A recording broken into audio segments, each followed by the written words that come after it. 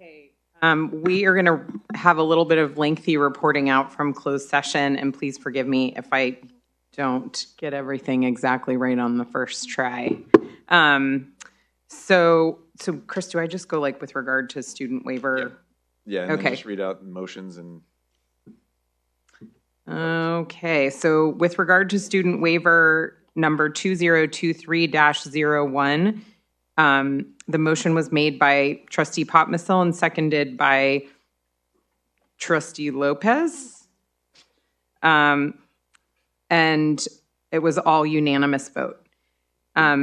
With regard to 4.1B, student waiver number 2023-02, the motion was made by trustee Popmissel and seconded by trustee Romo Flores, and it was all unanimous. With regard to... And they were accepted unanimously, so all of them actually, you can say were accepted unanimously. Oh, great. All of them were accepted unanimously. With regard to student waiver 4.1C, 2023-03, the motion was made by trustee Romo Flores and seconded by trustee McAllister. With regard to student waiver 2023-4, the motion was made by trustee McAllister and seconded by trustee Popmissel. The student waiver 2023-05, the motion was made by trustee Popmissel and seconded by trustee Lopez. With regard to student waiver 2023-06, the motion was made by trustee Lopez and seconded by trustee Lopez Jimenez. Sorry. We got some jumbled. We have two Lopez's. Well, and we also have, yeah. Okay, and then with regard to student waiver 2023, was I on -07? Yep. The motion was made by trustee Lopez Jimenez and seconded by trustee Romo Flores. With regard to student waiver 2023-08, the motion was made by trustee Lopez Jimenez and seconded by trustee Romo Flores. With regard to student waiver 2023-09, the motion was made by trustee Romo Flores and seconded by trustee McAllister. And then last but not least, regard to student waiver 2023-10, the motion was made by trustee McAllister and seconded by trustee Popmissel. And as Chris said, all the votes were unanimous approval. Thank you. Yeah, no problem. Okay, do we have any adjustments to the agenda? We do not. Great. Trustee Lopez Jimenez, would you like to lead us in the Pledge of Allegiance? To the flag of the United States of America and to the republic for which it stands, one nation, under God, indivisible, with liberty and justice for all.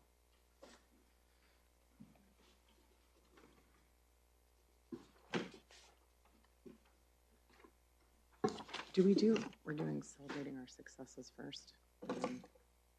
Or do you want to do public? Okay. Okay, so first we have, we're going to be celebrating our successes. And we have now part-time interim curriculum director, Louis Gansler.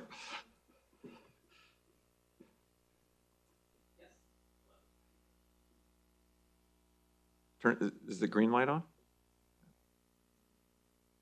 It is now. I saw this and I felt like, again, as the embedded outsider that I am, that this was an extraordinary statistic that was worth celebrating. Yeah, this is right. Yeah. Great.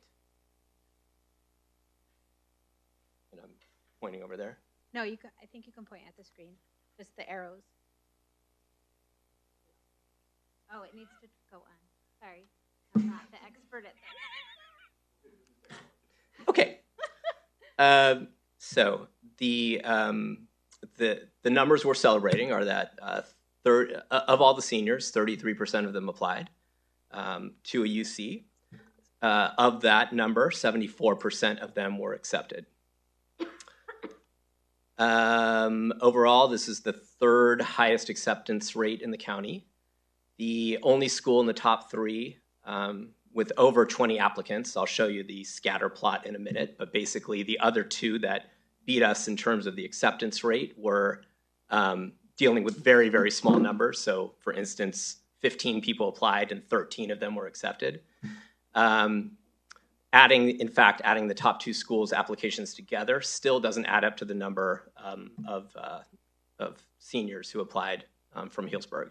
Has the second highest percentage of seniors applying as well. So the only other school that had a greater percentage of seniors applying is a magnet school, where you literally have to be admitted to even get into the school. So one would expect that to be quite high. So for a public school, the combination of those two numbers is extraordinary.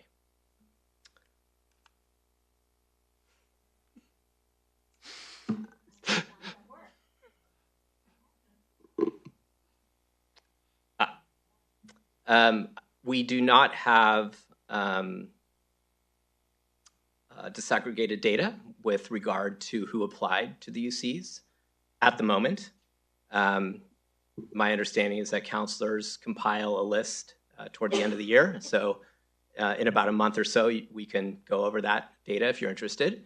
But we do have the A through G rate. And while it is not 100% connected, it is certainly connected in other ways, because what A through G completion allows you to do is apply to a UC.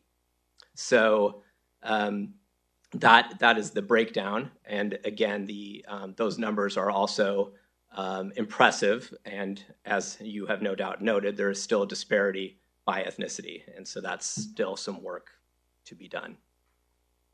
But nevertheless, statewide for everyone is 52%. And still an impressive number for Healdsburg. And from my perspective, these three factors played a great deal into getting these numbers. And one was, of course, this strong academics that are throughout the system. You find throughout the system, K through 12. The other is stepping up and really getting that A through G rate increased, highest in the county. And then the third is removing a barrier for applying in the first place with application assistance. Yep. Oh, there we go. So there's the scatter plot. The arrow on HHS. So basically, to orient yourself, if you look at the dotted line and you go to the right, that's the share of seniors that applied. So the dot that is further to the right of HHS is Tech High. And then if you go up, those are admitted students as a share of applicants. And again, that's just looking at the percentage of people who applied and got in. So if you only have 13 people apply, or 15 people apply and 13 get in, then you're going to be very high. So as you can see, with relation to the other high schools in the area, Healdsburg is doing extremely well on both of these axes.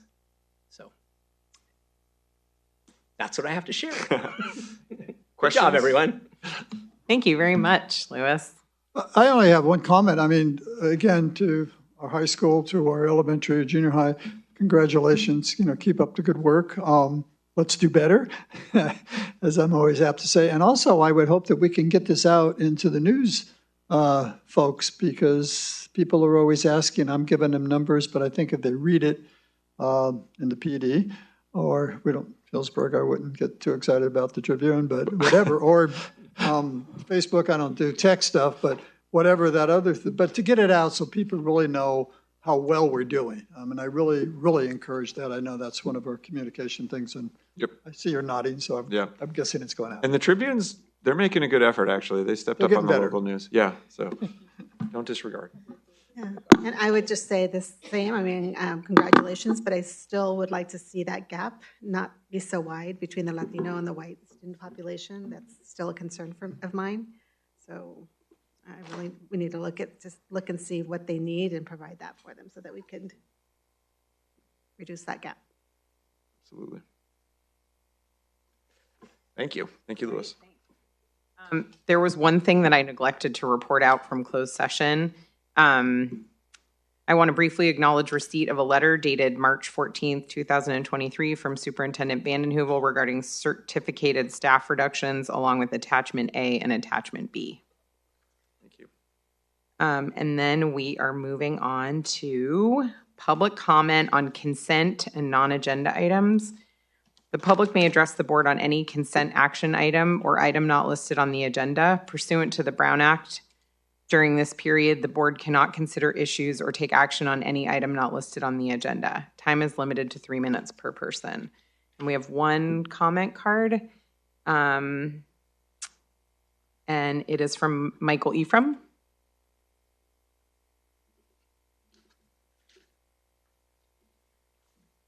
I have a paper for you guys.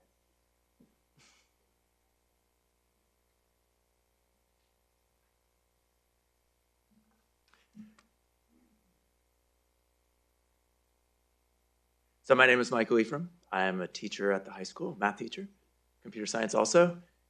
I'm a community member. I'm a parent of 2 high school students who actually went through the entire district. And I'd like to talk about the decisions that you made last meeting regarding cuts to certificated staff. In particular, I'm going to focus on the math positions because that's what I'm familiar with most, okay? But I would say that all the paraprofessionals also are in this category, at least in point number 1. I'm going to make 5 points. Point number 1, as you see in front of you, that the finances that you will see tonight are the second interims. But as you see in your chart, that the second interims have been consistently underestimating the reserves at the end of the year. And I believe that being conservative is a positive thing, but being too conservative actually harms student learning. So as you see, it's pretty consistent over the last 4 years about the reality versus the second interim numbers, okay? My second point is by making that cut, there have been some sacrifices. For example, I teach AP Computer Science. I have been actively talking to my students, including my Latino students, to take this AP Computer Science Principles course, and 37 students have signed up. Well, there's only one section, and there's only 28 computers in the lab, and really, honestly, having more than that affects learning. So at some point, somebody's gonna have to tell 10 students that they cannot take AP Computer Science, which goes kind of against what one of the district goals is, which is to prepare students for the 21st century, okay? Number 3, Mike Podmacel, Director Podmacel said last meeting that if class sizes go up, this is not a good decision. Well, I got the class size numbers for math, and the average class size across the entire math department is going to be 28, according to Ms. Amy Jones, the principal at the high school. So keep that number in mind, 28. That is higher than what it is currently. You can ask Ms. Jones about that, okay? On number 4, the current plan that I got an email today to address perhaps adding 1 or 2 sections back is to ask 1 or 2 teachers to go 120% in the math department, which has not been discussed at all. So decisions are being made without actually having a formal discussion with the math department members. In my informal discussions with math department members, 120% is not sustainable for a family, for a person. So that is not, in my opinion, a well thought out plan to say, we're just gonna have some teachers do 120%. And finally, number 5, I'm not sure if you, as board members, caught this, But that class size average of 28 means that next year there will be no interdistrict transfers into the district because the board policy says in 9th through 12th grade, 26 students per section as determined by grade level English classes and other graduation required classes.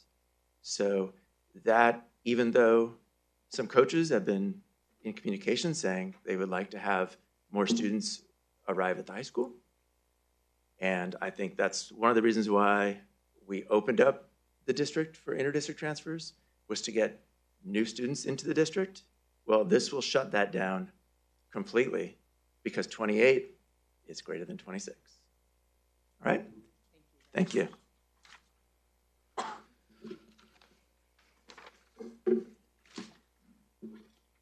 Okay, we're moving on to the consent agenda. Do I hear a motion to approve the consent agenda? And a second? I second. All in favor? Aye. I just wanted to let everyone know that I have to leave early tonight to go to a family event. And so at 7, Vice President Lopez Pardo is going to take over running the meeting.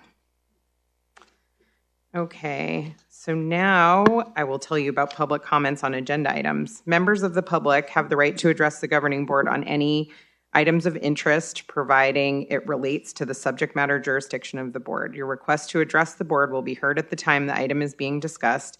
In accordance with Board Policy 9323, individual speakers shall be allowed a total of 3 minutes to address the board for a maximum of 20 minutes on each subject matter.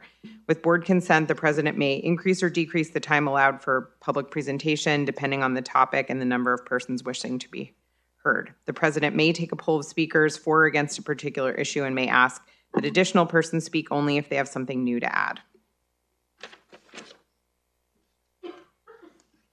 Okay, our first item for discussion and report is 11.1 North Bay Children's Center, Fitch Mountain Preschool.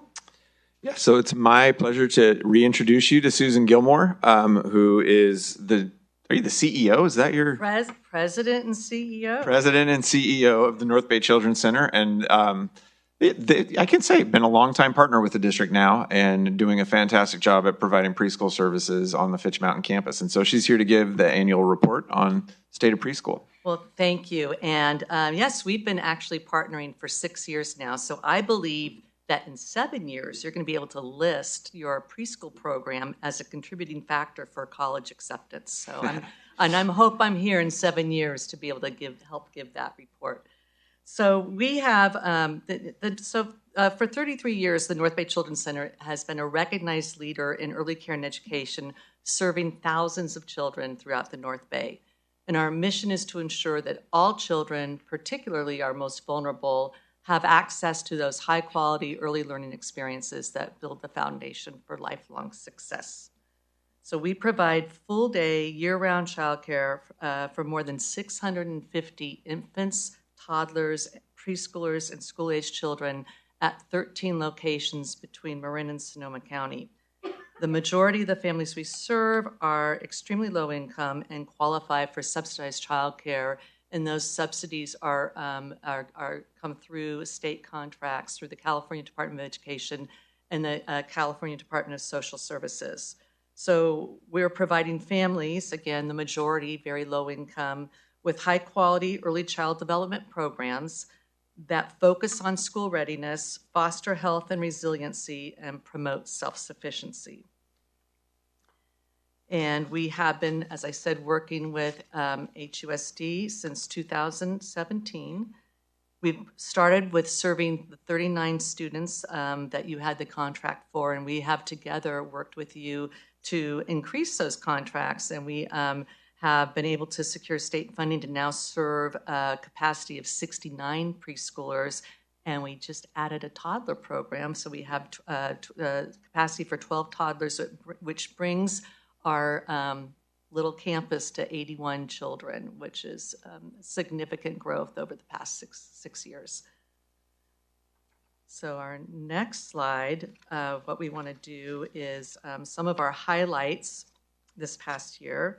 We're always talking about that playground. And has everyone been out to the playground to say, yeah, So in fact, we are using that playground as to showcase what best practices and outdoor environmental education looks like for other child development programs throughout the county.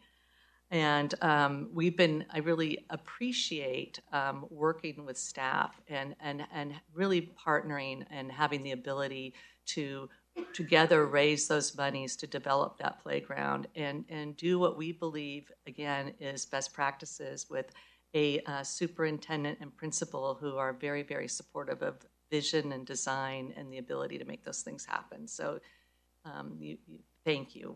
We're very appreciative of that. So this past year, we completed the preschool playground with the addition of another half dozen new fruit trees. In December, we opened our toddler program with 4 children who are on our waiting list. We have another 4 on the toddler waiting list, and significant interest was generated at the recent preschool fair, which was held at the Healdsburg Community Center. I'll talk about this as we wrap up, but one of our challenges, because we talked about the highlights, but challenges as well, is staffing. And you're well aware with having to deal with where we are located, that it's very difficult to find qualified staff this far north in Sonoma County. So our challenges are our classes, our toddler program in particular is not full right now because we're waiting on to hire the staffing that we need to fill the program. And toddler care is new to Sonoma County, center-based toddler care. This was the first year that funds were released through the California Department of Social Services, and your program is one of the very few that applied for toddler slots. And it's so badly needed. And part of our challenge in the county is because we don't have a lot of toddler operations in the county, there are not a lot of staff who have the qualifications to be able to be toddler teachers. So we are paying for some of our staff to go back to school and get those units that qualify them. So every 5 years, the California Department of Education conducts a contract monitoring review. It's a CMR, and it's one of those scary acronyms when you hear, oh, it's time for the CMR. But this is a very thorough audit that audits the program. We have financial audits annually, but this is a program audit. And there are 20 measures that are audited to ensure program compliance and quality. And you have a written report of this final CMR. Overall, we received rave reviews from our state analyst, and there was special recognition for the Garden of Eden. In fact, there's a quote in your report that says, "The living curriculum is such a beautiful and authentic and developmentally appropriate learning for young children. Congratulations on such an accomplishment." So we don't usually get those kinds of comments on our reports, so we were excited about that. So next, we're going to highlight some of our school readiness strategies, and I'm going to invite in a second Paige Newton, who is our area director, will come up and go over some of these strategies, some of our slides with you. So we all recognize that little guy, right? So he's our garden ambassador. So our North Bay Children's Center was one of the very first early education providers to recognize that nutrition education has a place in the daily curriculum of a child care program. And so in 2004, we launched one of California's first on-site teaching gardens for children where we integrate health and nutrition into the daily curriculum of the classroom environments. And you can see that there are, we have the evidence-based nutrition education and physical activity curriculum that we created. We have our outdoor gardens. We have healthy food service. The foods that we provide that in the classrooms are, we work very closely with the food bank to secure fresh produce on a regular basis that we serve in the classrooms and sometimes send home with the children. Parent engagement, as you know, is really critical. It's very important for in any kind of classroom environment, and the garden provides a great opportunity for those parents to get involved. And we have a lot of parent volunteers that come in and help us with the gardens. And then obviously our institutional practices and policies around health and nutrition. and community collaborations. And like I mentioned, the food bank, but there are others in the community that have contributed resources to be able to develop that outdoor play area. Then we have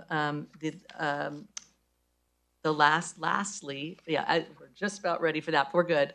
One of the things we did do this past 3 years during the pandemic is we licensed that curriculum, and we have been able to share that curriculum with other child development programs locally in Southern California, and we have a contract now for the Garden of Eden in the state of Kentucky, and 3 schools in Uganda just purchased licenses. So we still use your site with all of our trainings and everything that we do as an example of, again, best practices in child development and nutrition education.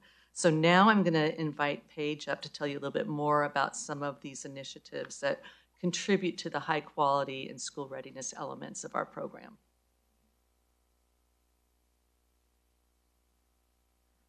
Thank you, Susan. Hi, everyone. My name is Paige Newton, and I am an area director for North Bay Children's Center, and I'm really happy to be here tonight to share all the amazing things that we've been doing at that site.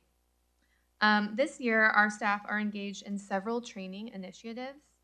These trainings are focused on school readiness, language acquisition, and providing responsive care for infants and toddlers. Some of these trainings include the teaching pyramid training, the teachers acquiring language learning knowledge, TALK, and the program for infant toddler care, PITC. Funds to support these activities are generated through fundraising, First Five, Sonoma County Office of Education, the John Jordan Foundation, Sonoma County Vintners Foundation, and the California Department of Education. Oh, I'm ready. Yep, for the next slide. Okay, perfect. Thank you. So the benefit of having early care and education on school campuses is that it allows for early detection and early intervention before children start transitional kindergarten or kindergarten. North Bay Children's Center is partnering with HUSD, and specifically with Diane Conger, who's been absolutely amazing, the Director of Student Services, and the therapeutic staff at Fitch Mountain to ensure the children in our program are receiving the specialized services that they need. We interface with the speech therapist, with the behaviorist, as well as we have a paraprofessional that comes a couple days a week in our preschool program. Okay. Programs for Infant Toddler Care, PITC. So this program is offered through West Ed, and it provides intensive coaching and monthly workshops aimed at establishing best practices in infant and toddler care. The core principles of this framework includes maintaining small groups, primary care, continuity of care, individualized and responsive care, inclusive care, and culturally responsive care. North Bay Children's Center raised $30,000 this past year through private foundation grants to cover the cost of this very specialized training. And we were fortunate enough to have our toddler teachers begin this training before we actually opened the toddler program so that we could really be set up for success. And with that, I will give the floor back to Susan. Thank you, Paige. Okay, so next slide. Current challenges. I talked about our workforce shortage, and that's something that we're all working on. The other challenge that we're going to face in this next coming year is going to be state funding. The state funding model for reimbursement for child development is going to go back to the model that was pre-pandemic, which was we were earning those contracts based on daily attendance as opposed to the actual cost of care. And so we will be relying, again, heavily on more fundraising to cover that gap until the state does. I mean, there's conversations right now on rate reform, and there are recommendations and bills that are pending that to approve the recommendations for rate reform from the state work group that was presented to the legislature this past year. We do feel it's going to be approved. We don't know when it's going to be effective, so stay tuned for that. We're following public policy and obviously practicing advocacy around making sure that those funds keep coming and can support the high quality of the programs that we've developed here. And then we're constantly securing funding, as Paige said, through private foundations and individual donors in the community for special projects. And the next slide just gives you a vision. And this I love my team. They give me the hand-drawn plans for what the new toddler yard is going to look like. But again, we are looking at a separate playground that's specifically designed for toddlers, and our team is working closely with Chris and Erica on this, carving out the space on site that we're currently utilizing for our preschool playground and some space right next to it to be able to develop this the age-appropriate outdoor learning area for this group. And we are submitting a grant right now that's due for $98,000 to the Community Action Partnership and 4Cs that we hope to secure all of that, which will fund this project. So I will hopefully be here next year reporting to you on the completion of the toddler yard, and thanking all of you for your support, your vision, and willing to provide this really important care and service for those who need it the most in our community. So thank you. I have a question. Questions? What's the age span for each of your groups? The So staff. what's the toddler? The toddler staff ratio is. No, I mean at the age span for students in that program. It's 18 months to 36 months. Okay. Yeah. Okay. And so has the TK regulations, has that changed your? It's a parent choice at this point, so Okay. our preschool program is 2.9 to 5 years old. Okay. Okay. All right. Yeah, thank you. Anything else? Thank you very much. Really I appreciate would go ahead, Mike. No, I just would encourage, anyone out there, whoever's watching, and certainly all the members, just to go visit.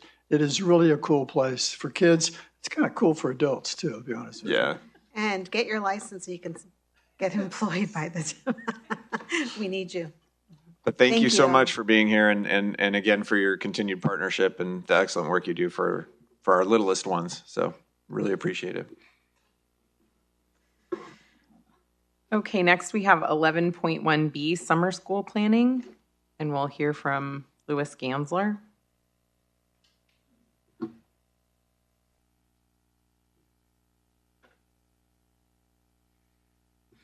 Hello.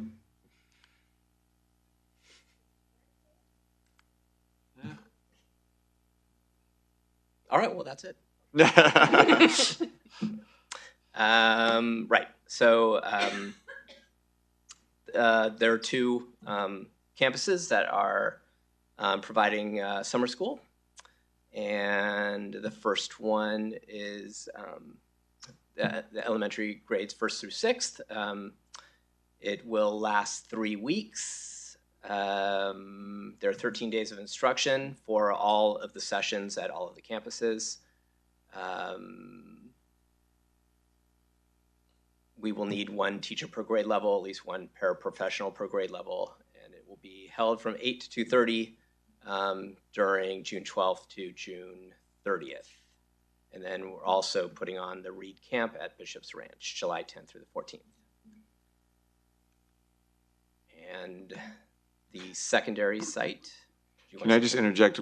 When it says we're targeting 25 to 30 kids per grade level, it doesn't mean we're going to have classes at 25 to 30. We're just trying to get those kids to come, and then we'll staff.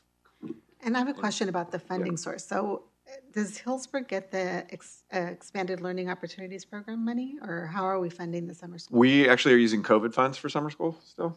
Okay, so we don't get the ELOP? The ELO money we are using with the city for their extended day program. Okay. Yeah. So it happens in tandem with summer school. And then beyond as well, because we're only a few weeks of summer school.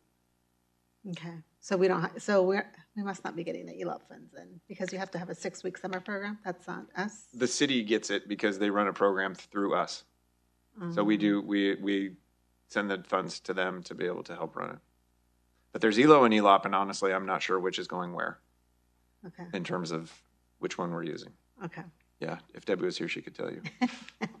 Thank you.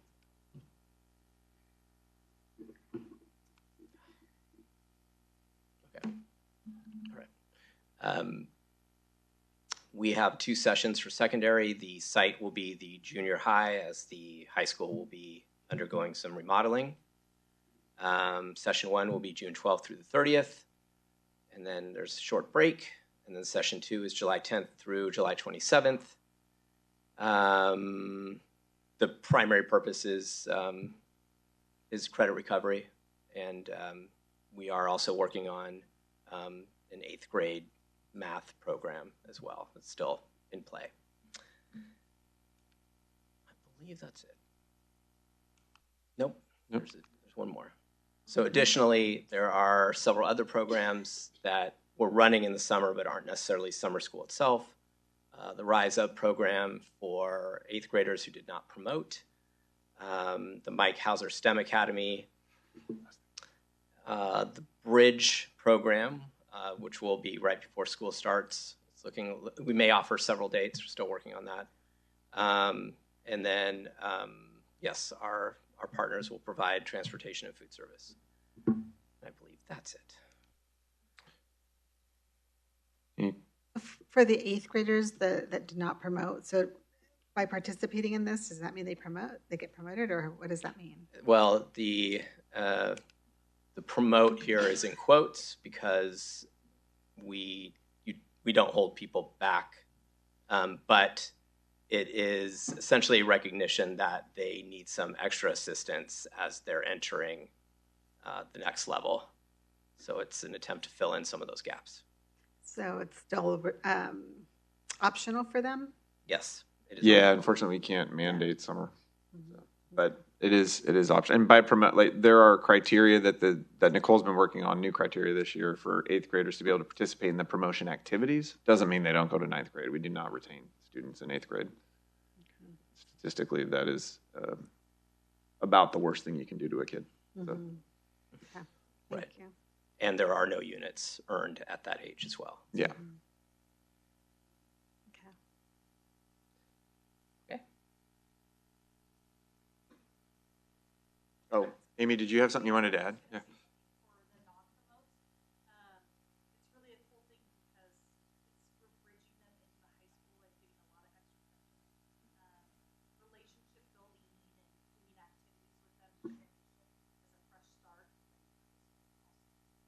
Last year there was a ropes course with staff. Yeah, part of it. So, yeah. Like a dunk tank? No. No, ropes course. I know, I'm kidding. Literal I'm ropes kidding. course, yeah. I'm up next too, so I'm just gonna. Oh, you want to just stay right there to move on to 11.1C, the LCAP report, mid-year report. Yes. Thank you.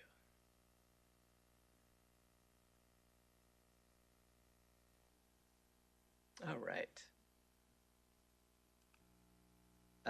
So here is a timeline.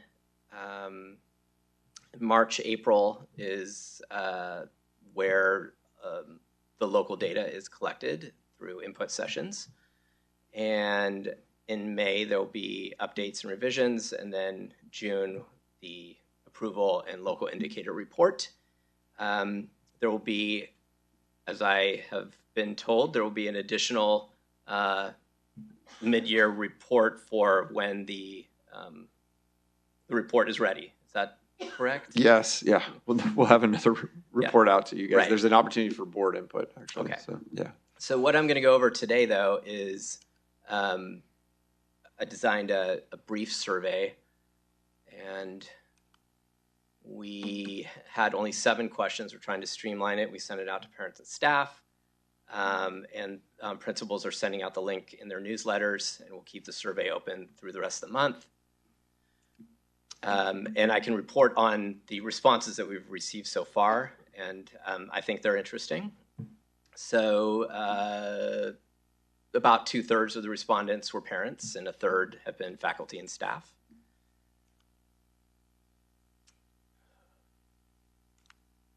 Okay. And I asked respondents to rate the 3 primary goals of the LCAP. And in the first, rigor, I actually had some notes on the slides, which apparently are gone. which is unfortunate for me because I can't do math in my head that quickly. But the overall for rigor, relevance, and community, if you take the first three, basically people who are agreeing with the statement to 1, 2, and 3, in all three categories it adds up to about 72%. And as you can see, in this case, it's almost like a perfect bell curve. They're evenly distributed between, essentially rating it high and low. But overall, if you take the top three categories, it adds up to 72%. Next one, relevance. So this was the highest scoring mark of the three. So the community that has responded so far believes that Healdsburg is doing the best job in this category, and it adds up to, I believe, over 82% or something like that. And that is taking into the categories that the specific things that would fall into this category are AP passing rates, college acceptance rates, CTE completion, and course offerings. One of the things that struck me that I was super impressed by was just the amount of AP courses that are offered at the high school. So you have a high school that has about 500 people. I was a principal of a very large high school that had about 1,700, and we had about 11 or 12 AP courses. You guys have 18. I mean, that's really extraordinary. So I can see why it rated so highly. And then community. And the subcategories of that would be student culture, facilities, discipline rates, and parent engagement. And this was about a 70% as well. So 1 and 2 would be the highest marks. The bulk of them felt it was a middling thing. So anyway, it's good feedback, and it's good. To me, one of the takeaways was that, there are these three goals, but you can actually rank them in terms of how people are seeing them with regard to how effective we're being. So there is this survey in addition to the Youth Truth? Yeah, Yes. Youth Truth. Oh, yeah. We've already done the Youth Truth. Yeah. And you will have a Youth Truth report as well coming up in the next few months. Yeah. Yes, asking very different questions. So there was a qualitative part to the survey as well, and I tried to collate some of the commonalities that I saw in those responses. 20% of all the responses mentioned safety in terms of what they feel like HUSD's biggest priority will be. One must always be somewhat careful in interpreting results from a survey given during a time where there's been local violence. And so it is very much in the air. It is very much in the news. And so I think that accounts to some degree, at least for that response. The second most mentioned item was academic support. And then the other items that were mentioned frequently as well were communicating our successes more often, finding permanent substitutes, and increasing salaries. Biggest successes were supporting students, offering a wide range of classes, sports programs, small class sizes, and kind and caring schools. That's it. And it will be open for another week and a half or so. So hopefully we'll push it through and get some more responses. Cool. Thank you very much. Thanks, Lois. Thank you. Okay, we're ready for reports. Is there a HEF report tonight? F is not here. Is there a HADA report tonight?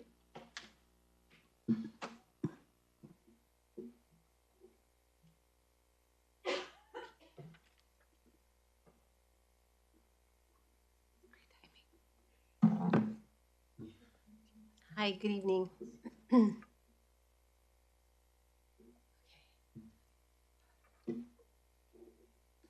Like I said before, I just want to tell you how proud I am of the HUSD teachers. Excuse me, could you just lower the microphone? just a tad. Thank I you. use this voice in the classroom, works really well. And the directions It's the end of the are, day. Yeah. please do this. So here we go. As I've said before, I'm very proud of the HUSD teachers. The teachers are constantly adapting to the needs of their students. Teachers have been subbing for other teachers or taking students into their classrooms because subs are not available. They're doing an amazing amount of work. Negotiations are moving along a little bit slowly. We're currently waiting for proposals from the district, and we would like to get them possibly before the next meeting. But negotiations are going well, just a little slow. Teachers would like to focus on just a few things, not new things. Let us work with a few things that we have so that we can determine if those things are working. Constant change doesn't allow us to look for patterns. Besides the LCAP survey, I was wondering, when will teachers be able to have a conversation about the LCAP? The document drives the money that drives the services, that drives the programs. Individual surveys does not allow teachers to hear concerns or ideas of changes from other colleagues. The audit again shows that we have too many admin, yet there is no discussion about this ongoing issue. Timely communication from the district with all stakeholders remains a concern. Living in Sonoma County is extremely expensive for everyone, and teachers need a living wage and health benefits. Please prioritize the teachers doing work in the classrooms when planning the budgets.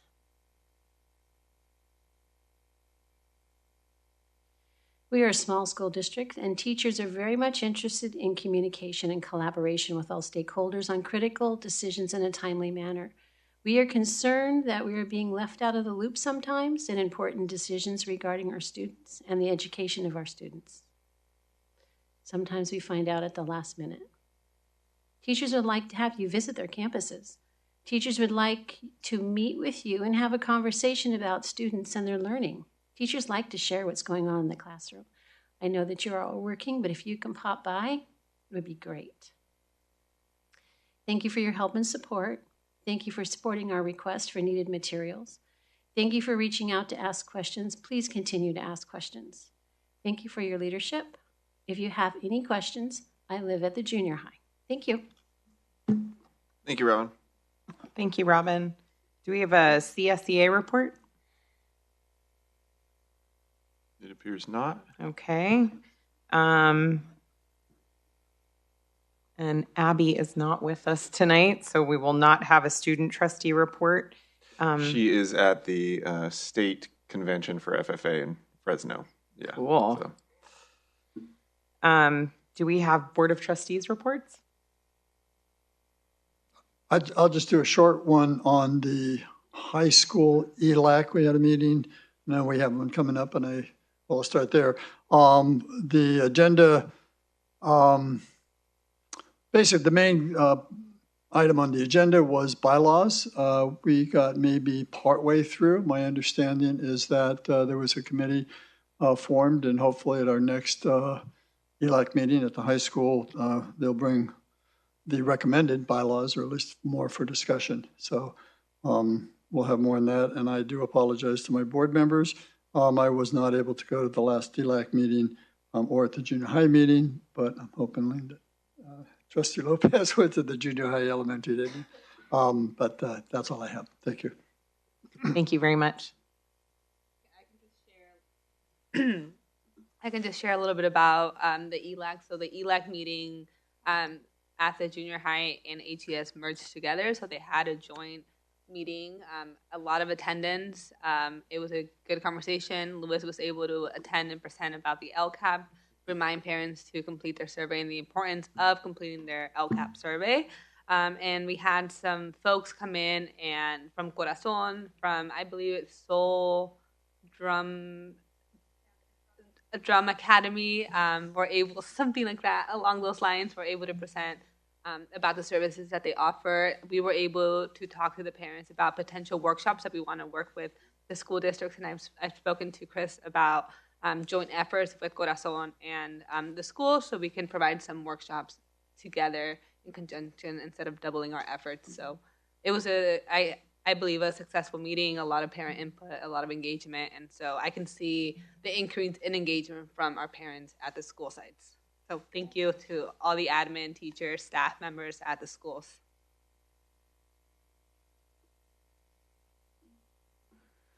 Okay, well, now is when we would normally take a break, but since the meeting is cruising along quite quickly, I think we're going to just keep going, but I'm going to depart and Crystal's going to take the gavel.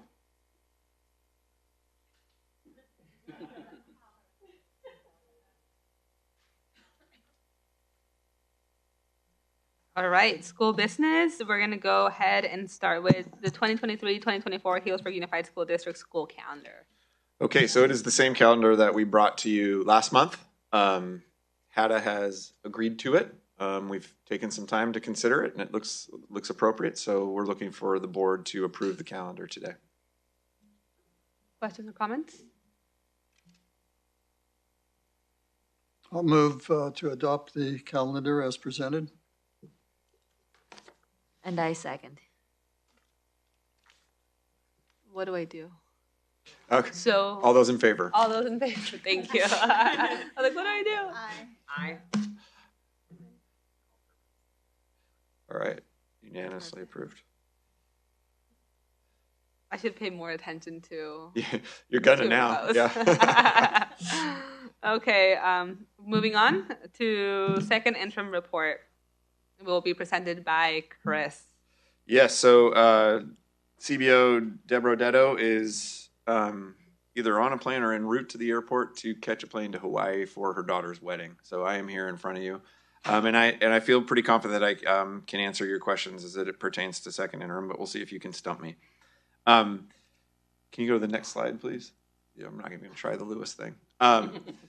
So Debbie does this every time. This is a great reminder of where we are. We are at the second interim budget, which puts us squarely in line waiting for the governor's revise, and then we do our LCAP, and then we adopt a budget in June. I will say we're not as affected as other districts are, but the governor's May revise is going to be dire, I believe. I think there's a lot of money not in the system, and the projected deficit earlier, a couple weeks ago, was $22.5 billion. In California, it's going to be much larger than that from what I'm hearing. So, and then on top of that, tax revenues being delayed because of flooding in the state until October. There's going to be a liquidity and cash flow issue in the state coffers. So thankfully, that won't affect us as much since we are a community-funded district, but there will be some funds that might diminish from his original plan. So if you go to the next slide, second interim is intended to give us a snapshot of the district's finances from July 1st through January 31st, right? So this is what we're looking at right now, where we stand basically as of the close of January. And I do want to, go ahead to the next one, sorry. So changes since the first interim. We received our first installment of redevelopment monies. We're going to talk about that. It gets its own slide because it's its own special problem.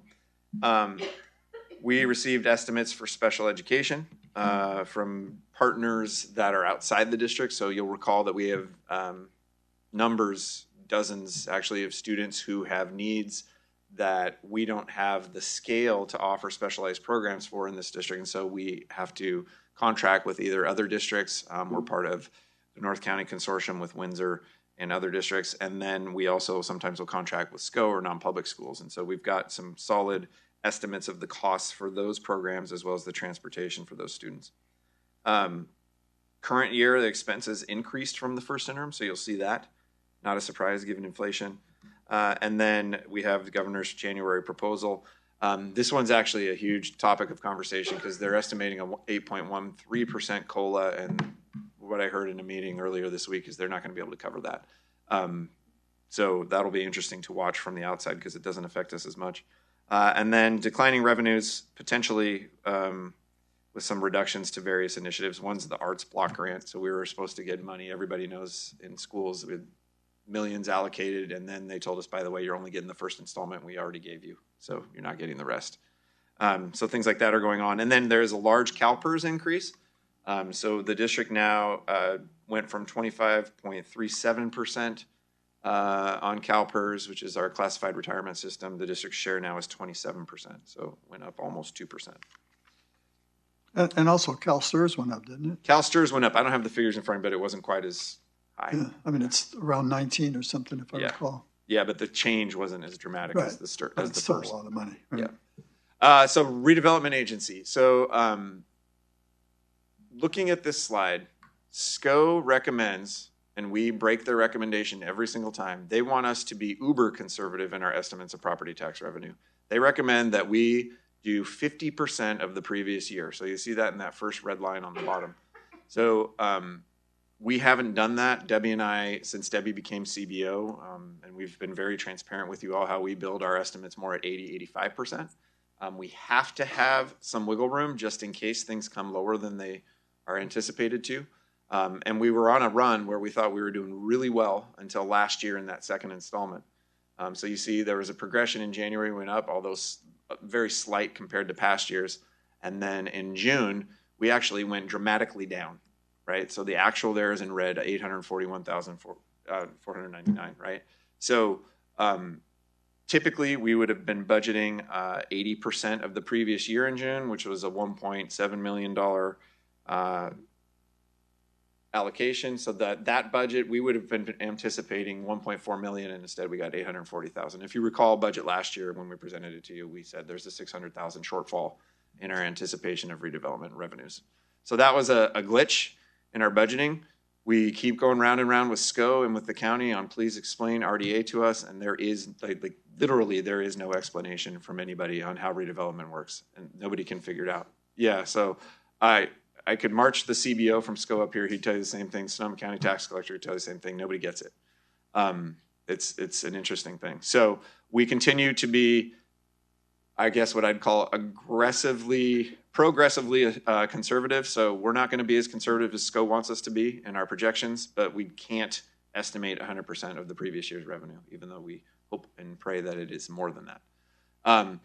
So in January, good news, we received over 100% of the previous year. So you see our first installment, that's a change from first interim, 1.96 million, up from 1.7. So things are looking better, potentially. We still are nervous about that second installment and how it's going to come in. But currently we are budgeting, and it's not, the number isn't in the table, but we're budgeting 85% of the June 22 installment. So we're budgeting 85% of 841, which is 715 listed down there below. So that's how the RDA is built into the budget. Again, we've been pretty spot on in our estimates until last year. And when we gamble by going 80, 85%, it's counting on more money coming in, and we were doing great until it didn't. So, you win, and then all of a sudden you lose at the poker table or something like that. So then you can go to the next slide. General fund.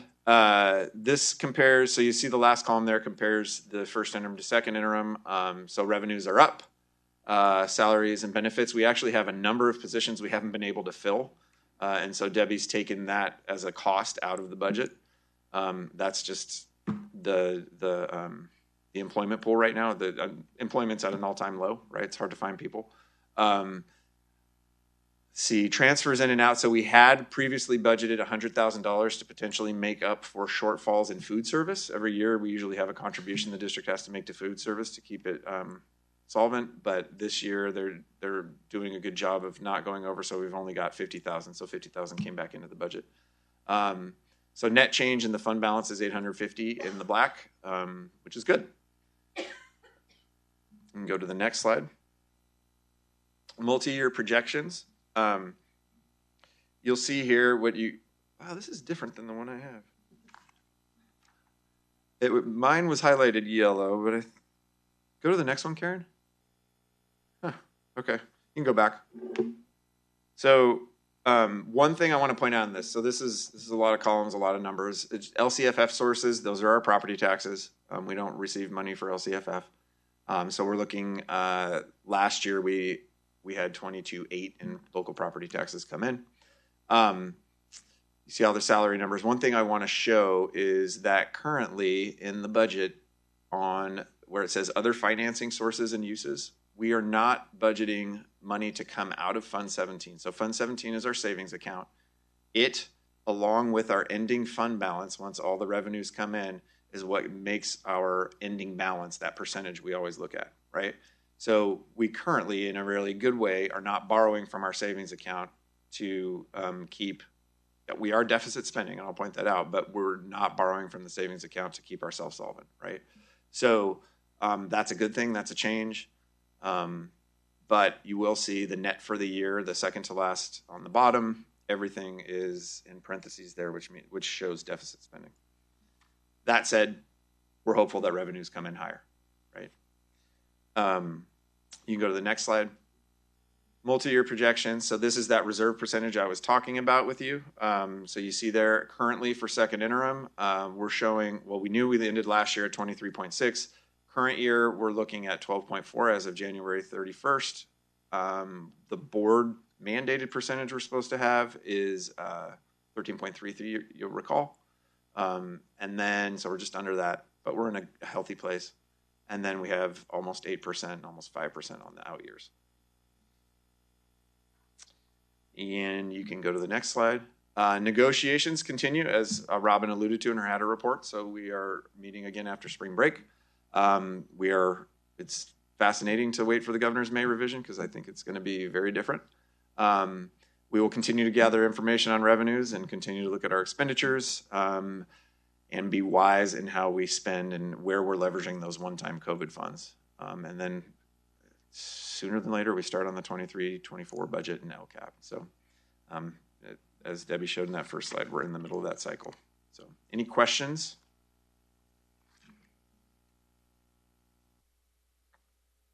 Comments? Nope. Okay. You're not going to try to stump me. Okay. We'll wait for Debbie. Yeah, she could get me. So the next item, Crystal, is the 2021-2022 audit report. Do we need a vote? You need to vote to Yeah. accept. Excuse me. I move to approve positive certification of ability to meet the financial obligations. I'll second. Okay, it was moved by Trustee Romo Flores, second by Trustee Potmasel. All those in favor? Aye. Aye. Okay, 2021-2022 audit report. Okay, so the audit report, there's no slides for this, correct? There were two audit findings. One of them was talked about in the HADA report. There is an ed code that prescribes the number of administrators based on the number of teachers in a district.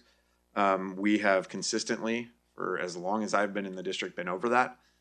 We have talked about it as a board publicly, and you have reiterated your commitment because we're K-12 and we're small to keep in the administrative staff as is. Really the only way to be able to consolidate administrative staff would be to consolidate schools potentially, or to cut an administrative staff person from the district office, which would result in some sort of loss of service.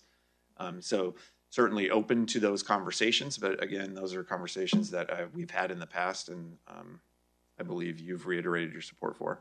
I will also say that there is a Senate Bill 645, which is currently making its way through the legislature to really correct this rule for small school districts. So there's an acknowledgement that small districts, because of scale, could need more administrators, and as a result that this law doesn't necessarily fully apply well to those districts. So we're hopeful that that'll change and we can stop having this as an audit finding. And then the second audit finding, there is also a portion of the budget, and it's a complex formula, which is not as simple as it sounds, that requires that districts spend a percentage of dollars on the classroom. But what they say is on the classroom is not everything that actually goes to the classroom. Most districts do not meet this calculation anymore. It's a long-standing piece of legislation. And so we haven't met it just as long as we haven't met that administrator requirement. I believe we're 1% off right now. It's a 55% threshold. And we can apply, and that's the next item, we can apply for a waiver for this one through SCO. And SCO has actually already granted our waiver for this, and I'll talk to that in the next item.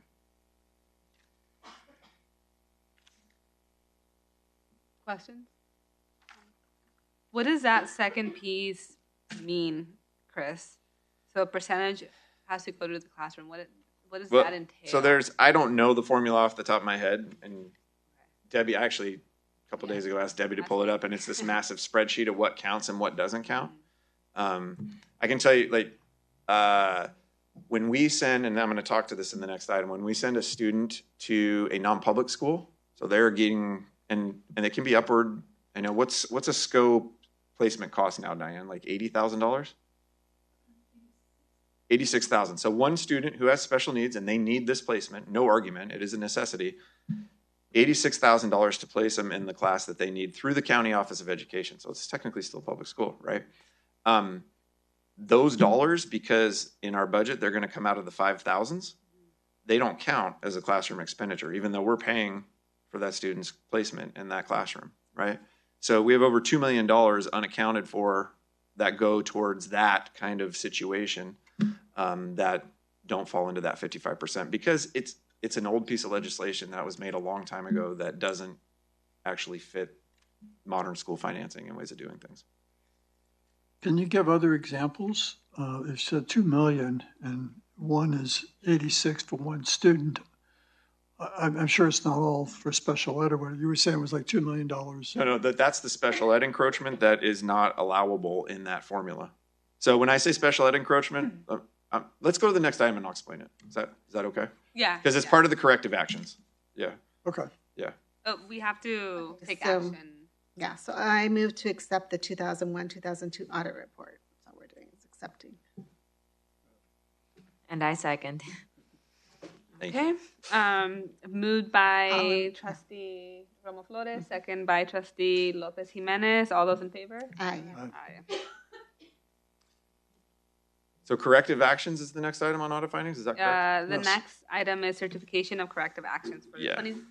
2020-2021 audit findings. Okay, so there's two corrective actions. First, and this happens yearly on the administrator one, there's a small fine that we incur from the state, so they just don't send us a certain amount of money. We anticipate this year to be $17,500 for being over the administrator thing. That said, I'm hopeful that this piece of legislation goes through and we'll maybe end that. Again, if it would be the will of the board, I'm more than open to the conversation at looking at consolidating administrators. But historically speaking, that has not been where you all have been in terms of wishes. So By consolidating two elementary schools, and you are displacing teachers from their jobs at the same time. yeah, right? potentially, and or cutting a district office administrator would be the only other option, right? And there's three of us, so that would be the trade-off. So that's a conversation we can have at a later time, and we can have that. But again, this has been, as long as I've been superintendent, this is my 8th year, this has been an audit finding. We've been doing this. We've talked about it in board meetings before. The other one around the 55% threshold going to the classroom. So we sent a letter to SCO appealing this decision, as we have done every year.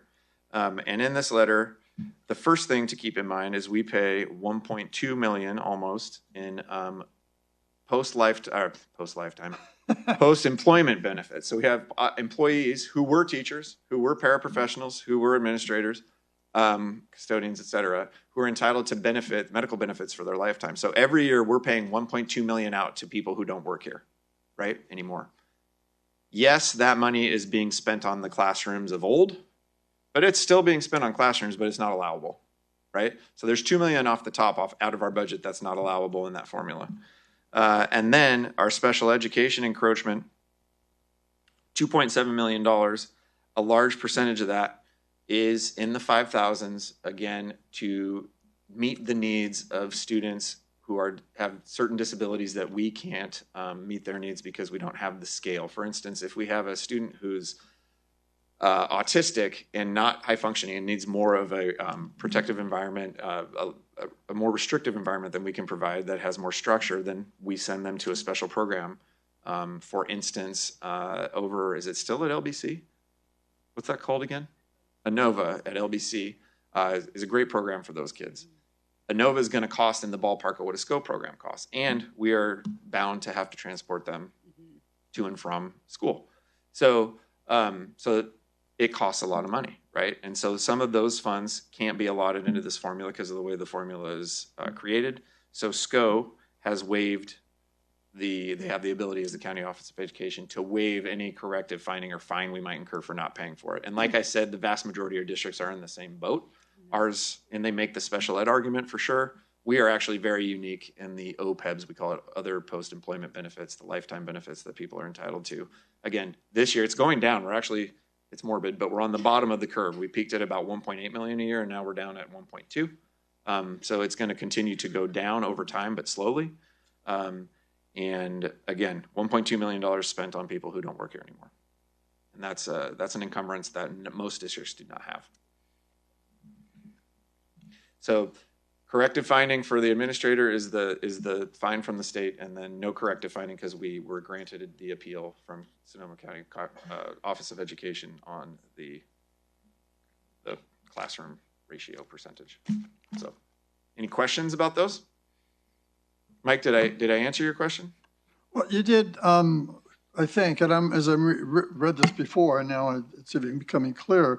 So the 1.2, these amount of numbers, in post-employment benefits, including 968 to certificated employees, is that in your mind, in your speaking, is that 968,000? To former certificated. Would that be considered, if is that coming out of that classroom money, or is the 1.2 coming out of that classroom money? No, it's not allowed. So what the state does is say I know it's not allowed, but I'm saying you have to spend 55% of your total revenues on the classroom. Right. And we're going to define on the classroom with this formula. This is allowable, this isn't, even though some of it would be just common sense. And certificated salary and benefits. Certificated salary for current employees is allowable. Exactly. Okay. Right? But for past employees, it isn't. So we spend, like you said, almost $1 million on past certificated employees. That's not just teachers. That's going to be counselors, administrators as well.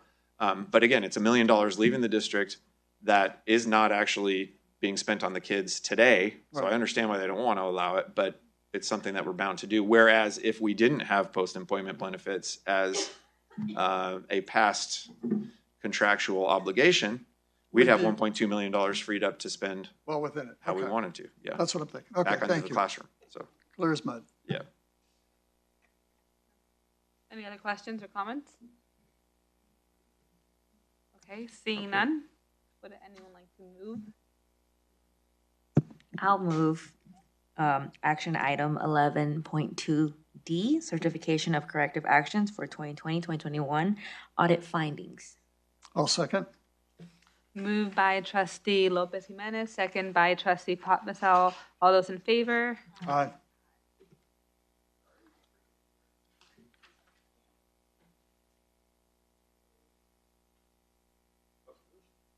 Is that previous or next? 1.2. That's. How about we do this one and then we can take the public comment? Okay. We're going to move on to the next item, and then we'll go back to public comment. Thank you, Robin. Next item E, resolution number 23-18, adopting new procedures and new criteria for evaluating qualifications and proposals of leaseback contractors. So this is the process by which we identify contractors for our big projects. There's new scoring criteria that was in the packet that was included. So we're looking for your, this is a resolution, so it's a roll call vote, for your approval on those changes.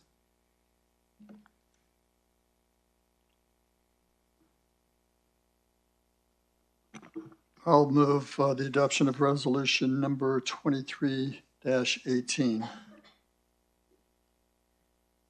second. Okay. And then it's a roll call. It is. So I'll do the roll call. Vice President Lopez Pardo? Yes.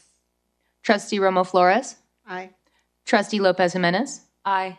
Trustee Potmasil? Aye. We need to get you guys name placards that say Lopez Pardo and Lopez. Yeah. Karen tried. My name was so long. Yeah, I have the same problem. So. Okay, Robin, did you want to come on?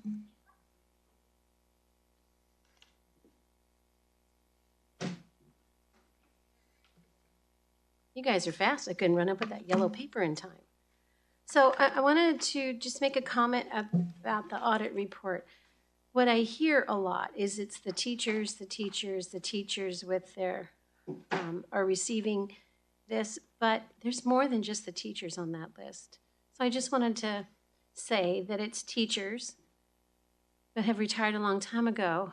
It's board members and former admin. I just want that to all be said at the same time, because all I ever hear is the teachers are costing us all this money, but there's a whole lot more on that list than teachers. Yeah. Thank you. Thank you. Thank you, Robin. I'll just comment, if I may. We understand that. Yeah. It's just, and yes. I did say it's counselors, administrators, and everybody else. I did You not did. just say teachers, but yeah. I'm not sure about board members because I don't know about board members or certificate, but maybe I'm not some sure what I got on did. the board. Yeah. Really? At one time, there was benefits or whatever? Oh, okay. Let's talk about that. Real in interesting. closed session. Yeah. Yeah. We Thank do you, not Robin. receive Yeah. anything anymore. We Yeah. receive a bottle of water. We give you water and you got corned beef and cheddar today, Just right? to So, yeah. clarify. And a cool sweater. Okay. Board of Trustee reports, comments, requests for information. I will, ask the president, vice president, and I guess the superintendent if we could get a report on the English language development master plan at the next board meeting, please. And again, just an update. I'm not looking for anything fancy. Yeah, absolutely. And Just done this. I do think it'll reflect kind of a change of timeline as well. So, Okay, yeah. thank you. Anyone else? Okay, we don't need a recess to close session, right? Okay. We will reconvene to, next regular board meeting will be Wednesday, April 19th here at City Hall. And Can I just make a plug? We are going to have a special board meeting if anyone's interested in attending in conjunction with Windsor and Mark West school boards on April 10th. In Laurel, is it at Windsor? Windsor Town Hall. It'll be in the Windsor Town Hall. So all three school boards together on April 10th to discuss the MTSS project that we're in the middle of doing together. So thank you, Chris. Meeting adjourned. And then do I? Boop. Awesome.